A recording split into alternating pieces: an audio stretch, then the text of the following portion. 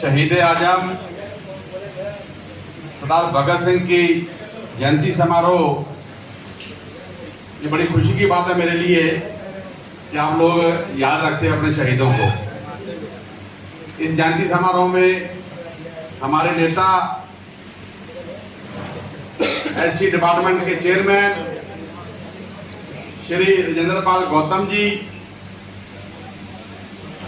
हमारे बिहार के प्रदेश कांग्रेस कमेटी के मेन जो मेंबर भी हैं और पार्टी में बड़े सक्रिय हैं, माननीय मंजीत साहू जी, हमारे यूसुफ जी, और मेरे बीच हमारे बहुत मेरे भाई बंधु आए हैं और माता जी भी आए हैं, और छपरा से कुछ लोग आए हैं जिनको मैंने निमंत्रित किया था। मैं उनका भी स्वागत करता हूं, अभिनंदन करता हूं। छपरा से काफी लोग आए हैं, बच्चे भी आए हैं, मेरे एक ही कहने से आ गए। आपका बहुत बहुत धन्यवाद। आज इनकलाब की जो बात चल रही है, शहीद आजम भगत सिंह जी वो एक बहुत क्रांतिकारी विद्यार्थी रहे हैं।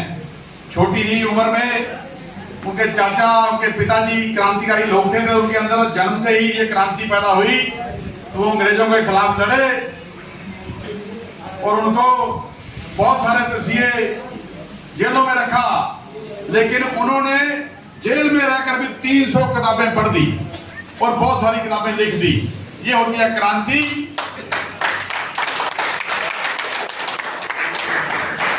किताबें इंकलाब पैदा करती हैं, इसलिए स्कूल बंद हो रहे हैं आपके देश में। माननीय हमारे नेता राजेंद्र पाल गौतम जी ने बताया कि 1 लाख नहीं, 2 लाख नहीं, कई लाख स्कूल बंद हो गए हैं। इसलिए भाइयों, जो धर्म तुम्हें नीच ठहराता है, तुम उस धर्म को लात मार दो, क्योंकि आपको इस देश में शिक्षा तंत्र जो खत्म हो रहा है, वो आपके लिए और या दलित के लिए, पिछड़ा के लिए, अति पिछड़ा के लिए, अल्पसंख्यकों के लिए। इसलिए मेरे भाइयों बहनों, बेशक थाली मिलते हाथ पर रोटी खा लो, लेकिन शिक्षा मत छोड़िए, बच्चों को पढ़ाइए। आज जो क्रांति देश में आई है, जो माननीय हमारे सामाजिक न्याय योद्धा कर रहे हैं, क्योंकि इस सरकार क्या कर रही है, यह सरकार कुछ जीतने पर भी जब दिल खुश ना हो, कुछ जीतने पर भी और दिल खुश ना हो, तो समझ लेना कि कुछ हार गए हैं। तुम जो जीत से ज्यादा जरूरी था, क्योंकि एनडीए सरकार, भारतीय जनता पार्टी, आरएसएस के लोग, माननीय सामाजिक योद्धा राहुल गांधी जी के मगर पड़े हुए हैं, पीछे पड़े हैं रोज, और वो प्रतिरोध करते हैं, क्योंकि वो जीत कर भी राहुल गांधी से डरते हैं, कांग्रेस पार्टी से डरते हैं। इसलिए उन्होंने धर्म के आड़ पर आप लोगों को अंधविश्वास में डोब रखा है। आप उस दुनिया में कभी न्याय नहीं पाओगे जहां अपराधी नियम बनाते हों। इस पार्लियामेंट में और बिहार की सरकार में ज्यादातर 70% लोग अपराधी बैठे हुए हैं जो नियम बनाते हैं आपके लिए। संविधान को बचाने के लिए कांग्रेस पार्टी, न्याय योद्धा हमारे राहुल गांधी जी इसको बचा रहे हैं। और दूसरा, माननीय मंजीत साहू जी ने बताया है आपको धर्म के बारे में।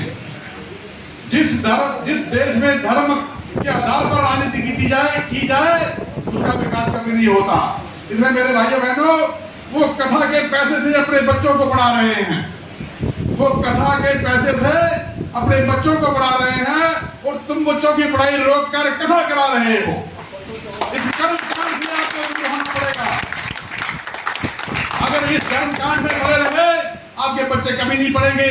मैं ये चाहूंगा कि आदमी, इंसान जो है, मर्द है, जो काम करने के लिए जाता है, घर से पैसे कमाता है, परिवार को चलाने के लिए काम करता है, लेकिन जब उसकी कमाई घर में अंधविश्वास कर्मकांड में लगती है, हर तरह का आप कर्मकांड कराते हो घर में, चाहे वो दलित हो, अति पिछड़ा हो, चाहे कोई दूसरी जाति भी हो, सब लोग कर्मकांड में पड़े हैं। कभी नाम लिखवाना है, कभी जन्म स्थान पे कराना है, कभी घर बनाना है, तो आपने कर्मकांड में अपना पैसा लौटाना है। अपना पैसा मत लौटाइए कर्मकांड में, पूजा पाठ में ज्यादा, सिर्फ अपने बच्चों को पढ़ाइए।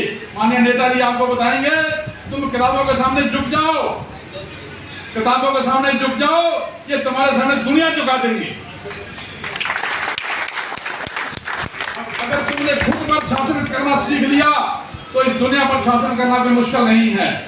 इसलिए मेरे भाइयों, एक मौका है आपको।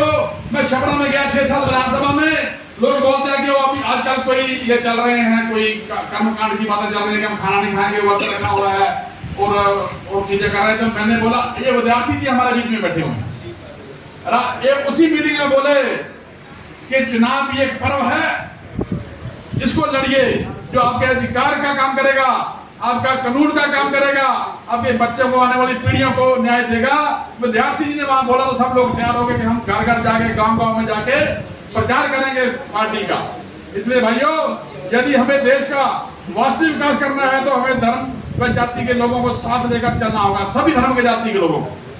अगर ये लोग आपको 80% लोगों को, इस देश की जनता को बुर्बक बनाएंगे, इसलिए भाइयों, आने वाले अगले कुछ सालों में आप इस देश में बंधुआ मजदूर बन जाओगे। इसलिए हमारे न्याय योद्धा राहुल गांधी जी, कांग्रेस पार्टी, माननीय हमारे कांग्रेस पार्टी के अध्यक्ष खड़गे साहब और यहाँ के प्रदेश अध्यक्ष हमारे राजेश राम जी और पूरी पार्टी लगी हुई है कि आप इस कर्म कांडों से दूर होइए, समाज को बताइए, अपने अधिकार के लिए लड़िए, क्योंकि अगर अधिकार छीन जाएंगे तो आप फिर बंधुआ मजदूर बन जाओगे।